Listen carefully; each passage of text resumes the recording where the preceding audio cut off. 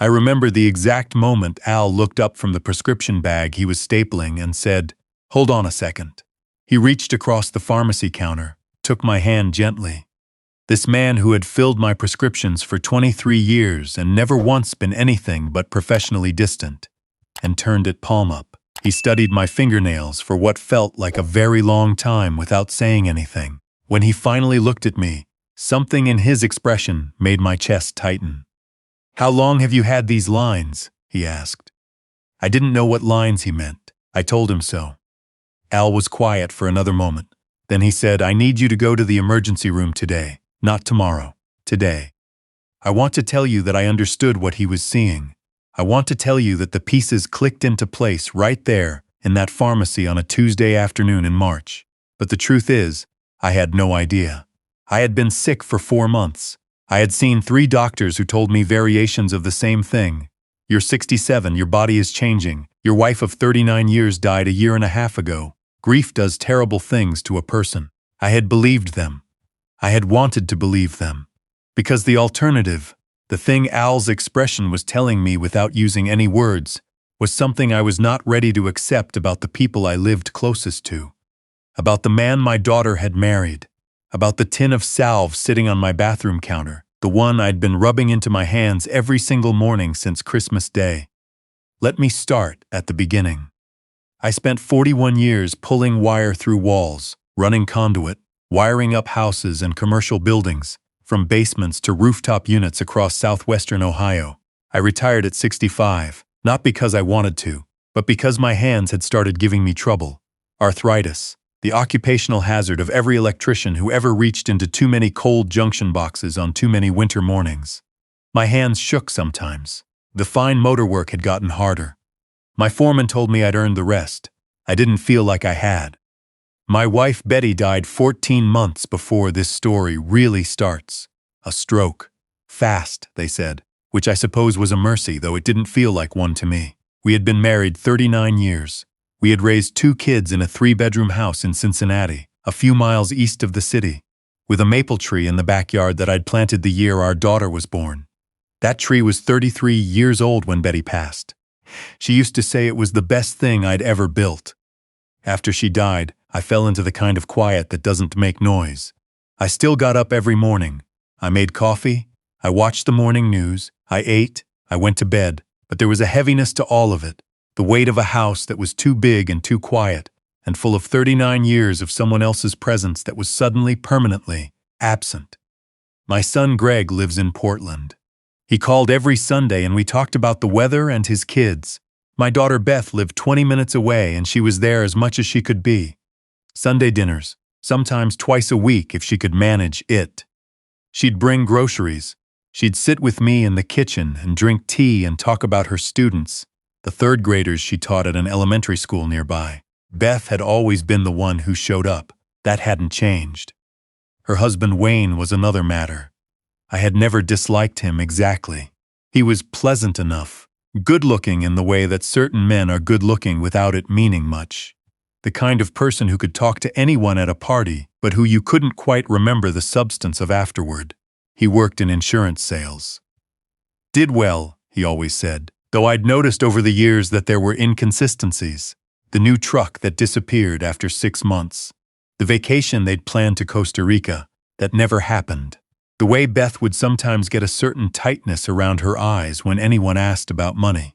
I'd never pushed. People's finances are their own business. Christmas that year, Wayne surprised me. The 3 of us were at my house, Beth and Wayne and me, and Beth had cooked the way she always did. Her mother's recipes, the familiar smells that made the house feel inhabited again for a few hours. After dinner, after the dishes, Wayne brought out a package from his coat pocket. Not wrapped in the usual sense, it was a round tin with a hand-painted lid, hand-lettered with the words Hendricks Family Healing Salve. Hendricks was Wayne's mother's maiden name. "My grandmother made this," Wayne said, sitting across from me at the kitchen table. "For her father's hands. He was a carpenter, same issues you've got." I opened the tin. Inside was a thick cream, dark greenish-brown, with an herbal smell I couldn't quite identify. Something earthy and medicinal and old. "It's an old recipe," Wayne said. "She made it herself for years. I had someone recreate it. Took some doing. He looked directly at me. I want you to use it every morning, and every night if you can. Just rub it in really well. Don't wash your hands for at least an hour after. I looked at Beth. She was watching Wayne, not me, with an expression I couldn't read in that moment. I thought she was touched by the gesture. That's very thoughtful of you, son, I said. I meant it. Wayne was not usually the type for meaningful gifts. This felt considered, deliberate. The tin was beautiful. The story behind it made it feel like family. Promise me you'll use it every day, Wayne said. I promised. The first 3 weeks, my hands felt better. The stiffness in my knuckles eased. I mentioned it to Beth on the phone, and she seemed glad, though there was something careful about her gladness that I filed away without examining.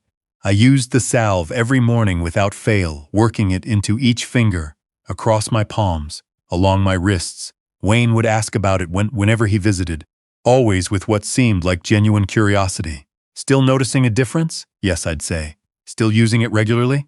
Every day, I'd tell him.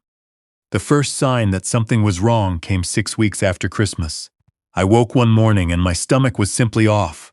Not painful, just wrong. The way a room feels wrong when something has been moved and you can't identify what. I ate less than usual that day. By week 7, I was nauseous before I even got out of bed. I told myself it was grief catching up with me in a new way. It had been almost 2 years since Betty, but grief doesn't operate on any kind of schedule. By February, I had lost 11 pounds. My clothes fit differently.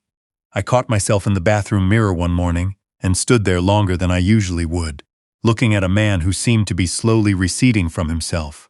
My hair, which had always been thick for a man my age, was thinning at the temples in a way my barber had mentioned with professional concern. My skin had taken on a grayish quality. I looked like a man who wasn't sleeping, even though I was sleeping 10 hours a night. I saw my primary care doctor first. Blood work, urinalysis, a cardiac check. Everything came back within normal range. He adjusted one of my blood pressure medications and suggested I consider therapy for grief-related depression, which can manifest as physical symptoms. I went home and sat in the kitchen in the house that was too big and too quiet and tried to decide whether I was dying or just lonely. Beth came by that evening. She sat across from me at the same table where Wayne had given me the tin at Christmas, and she looked at my face the way her mother used to look at things she was trying to understand, patiently, without conclusion. She asked about the doctor visit. I told her. What about the salve? She asked. Are you still using it? Something in her tone made me pause. Yes, I said. Why? She shook her head. No reason, she said. But she said it in a way that meant there was a reason. I didn't press her. I should have. By March, I had been to 2 more doctors. A gastroenterologist who scoped me and found nothing. A cardiologist who declared my heart medically uninteresting. My weight loss had accelerated. 18 pounds total now. My hands and feet had developed a tingling, almost burning sensation that my primary doctor attributed to early-stage neuropathy. I had a persistent, low-grade headache. I was tired in a way that sleep did not fix. Strange things were also happening to my nails and my skin. I noticed a faint darkening, a grayish mottling, across my forearms, the kind of change you might attribute to age or sun damage, except that it was March in Cincinnati, and I hadn't spent much time outdoors since October. My nails had developed faint white horizontal bands across several fingers. I assumed they were stress marks. I assumed a lot of things. I am a man who spent his career trusting observable evidence, but the evidence I had, the weight loss, the nausea, the tingling, the skin changes, wasn't adding up to anything any doctor could name, which made me distrust my own experience of it. I began to wonder if I was losing my mind. Wayne came by on a Saturday in early March without Beth, said he'd been in the neighborhood. He asked how I was feeling, looked genuinely concerned, and when I told him not great, he shook his head sympathetically. He asked if I was still using the salve. I said yes. He seemed relieved. That relief sat in the back of my mind like a splinter I couldn't reach. Beth had grown quieter over the preceding weeks. Not distant. She was still there, still showing up, but there was something working behind her eyes. A kind of constant internal calculation. She would look at Wayne when he didn't know she was looking, and her face did things in those unguarded moments that I had trained myself not to try to interpret. One Thursday afternoon, while Wayne was at work, Beth came to the house. She didn't have groceries. She didn't text first. She sat down at the kitchen table and said, "Dad, I need to ask you something, and I need you to be honest with me." I told her to go ahead. "When you use the salve, Wayne's grandmother's salve, does it leave a residue, like an oily film that takes a long time to absorb fully?" I told her it did, that it took an hour or more to fully sink in. She nodded slowly. "And you've been using it since Christmas?" "Yes." She was quiet. Then she said, "I went into our garage last week looking for a box of tax documents. Wayne keeps things in plastic bins along the back wall, very organized. I found one I hadn't seen before." She paused. It had printouts in it, medical and chemical articles, about arsenic compounds, about how they absorb through skin contact. Another pause, longer, and there was a small container of white powder with a hazard label I didn't recognize. I took a photograph of it. The kitchen was very still. I am not a man who cries easily. I have wept 3 times as an adult, when my father died, when Beth was born, and the night I got the call about Betty. I did not cry sitting in that kitchen on a Thursday in March, but I felt something give way in my chest, some load-bearing structure I hadn't known I was depending on until it was gone. My son-in-law, the man my daughter had chosen, the man who had sat at this very table at Christmas and given me a tin and told me it was his grandmother's recipe and made me promise to use it every day. "Did you tell Wayne you found it?" I asked. "No, I didn't say a word.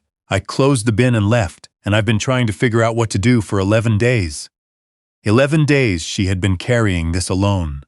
I looked at my hands resting on the table, the hands I had built a life with, the hands that had held Betty's in a hospital room, the hands I had been rubbing that cream into every morning for 3.5 months. I told Beth to show me the photograph. The label on the powder showed a compound name I couldn't parse, a hazard symbol, and the words toxic, skin contact in red letters. "We're going to the police," I said. "Dad." "Today, Beth. We go today."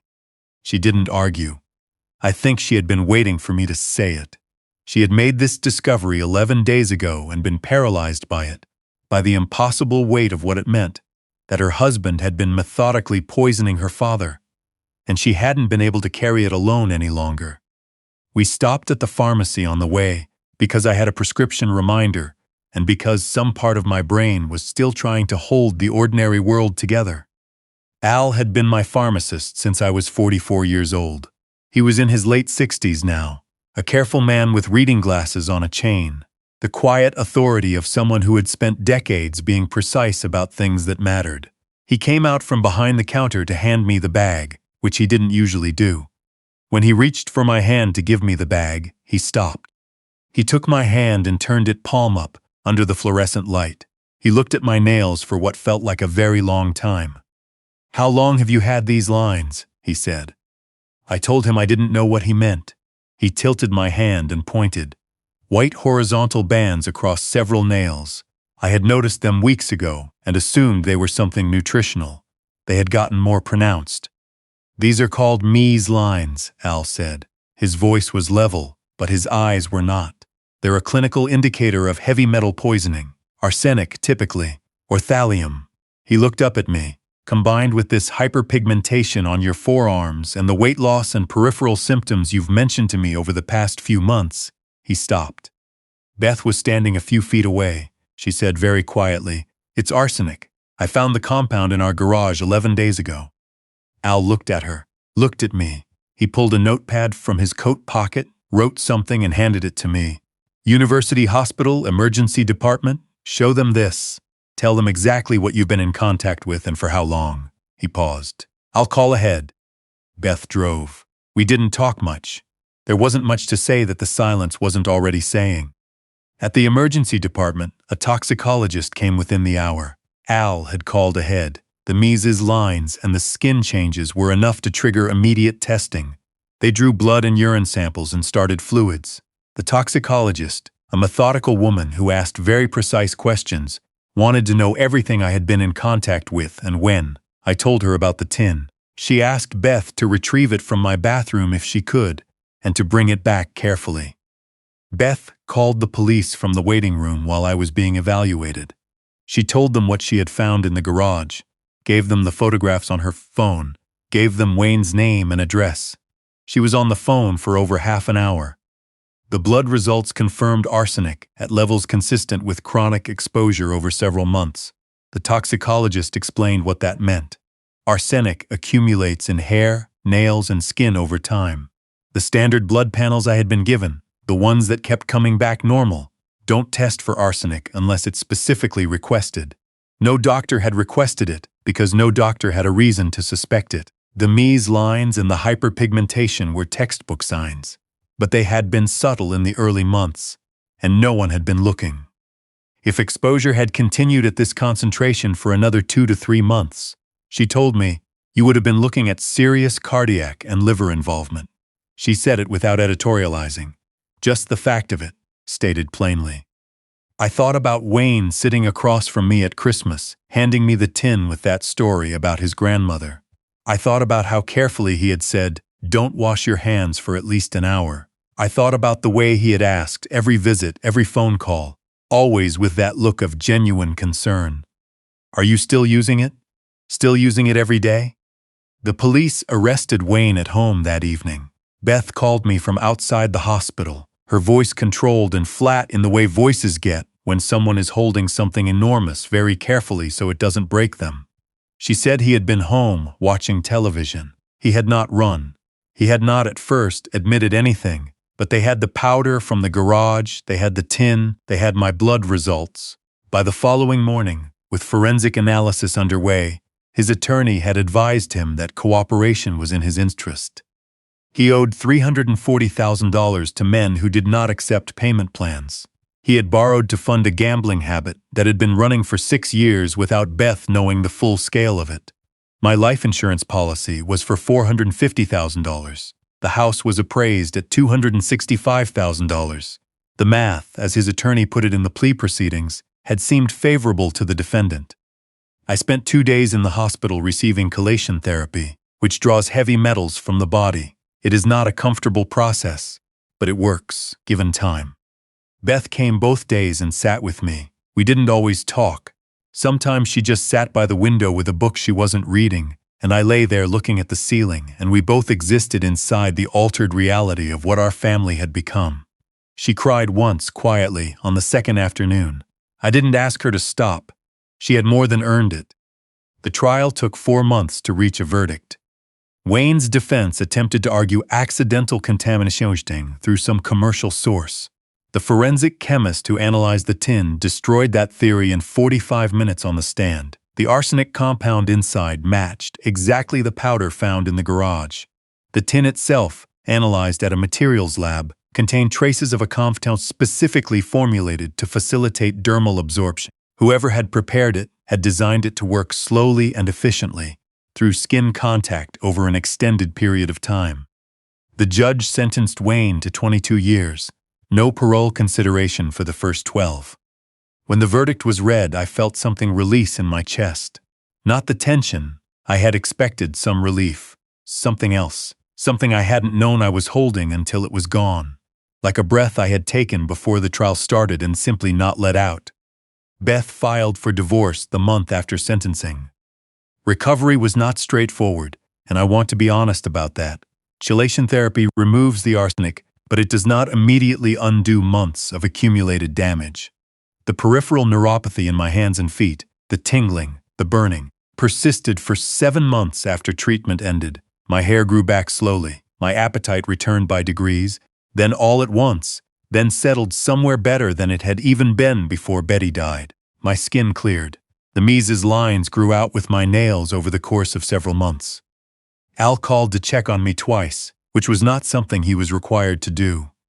On the second call, I asked him how he had known, how he had seen it when 4 doctors had missed it. He said he had been doing this long enough that he just didn't not know. He had seen Mies lines once before, years ago, in a patient who had been exposed to an industrial compound without realizing it. He recognized the pattern. You get to a point, he said, where you just see things. I asked what would have happened if I hadn't come in that particular day. I don't know exactly, he said, but the numbers your toxicologist shared with me, You were closer to serious organ involvement than any of us realized. A few more months at that rate. He left it there. A few more months. Beth and I have dinner together every Sunday now. We sit at the same table where Wayne gave me the tin at Christmas, and we eat and talk about her students and my hands and the maple tree in the backyard that is 33 years old and still growing. I don't always have words for what I feel on those Sunday evenings. Something close to gratitude, though that word isn't quite large enough. Something more like clarity, the strange gift of seeing a thing precisely because you came close to losing it forever. I kept the tin, not on the counter, in a drawer, sealed in a bag. I'm not entirely sure I can explain why I kept it. Perhaps because I need to remember that beautiful things can be engineered to harm you, that someone who looks like love can be building something else entirely underneath, that the people closest to you know exactly what you will trust, because they have been watching you long enough to understand you. What saved me was a man who had been paying careful attention for 23 years. A pharmacist who looked up from a prescription bag at exactly the right moment and recognized something that 4 specialists had missed. Al had no grand motivation for what he did. He simply knew what Mises' lines meant, and he acted on what he knew, and because of that I am still here to tell this story. Trust the people who have shown up for you quietly, without performance, over a long time. Beth showed up. Al showed up. Pay attention to the people in your life who are doing the same, and pay attention when someone who claims to love you keeps asking one particular question, over and over, in that careful way that has nothing to do with caring, and everything to do with confirming. If you're still here with me, please leave a comment below. Tell me where you're watching from. Tell me if someone's instinct ever saved you when your own had failed. Subscribe if you want to stay close to stories like this one. And remember, God places people in our paths for reasons we don't always understand until afterward. Sometimes they appear behind a pharmacy counter with reading glasses on a chain. Sometimes they are a daughter who goes into a garage looking for tax documents and finds something she cannot unsee and carries it for 11 days because she is trying to figure out how to save her father's life. The important thing is to let them reach you. I almost didn't. Please don't make my mistake.